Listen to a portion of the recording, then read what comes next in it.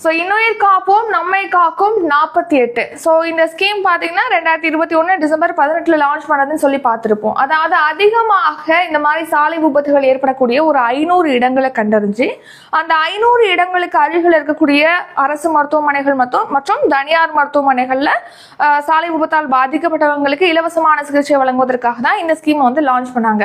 So அதன்படி பார்த்தீங்கன்னா மொத்தமாக வந்து 721 மருத்துவமனைகளில் இந்த இன்னுயிர் காப்போம் திட்டத்தின் கீழ் சிகிச்சை அளிக்கப்படுது சாலை விபத்தால் பாதிக்கப்பட்டவங்களுக்கு.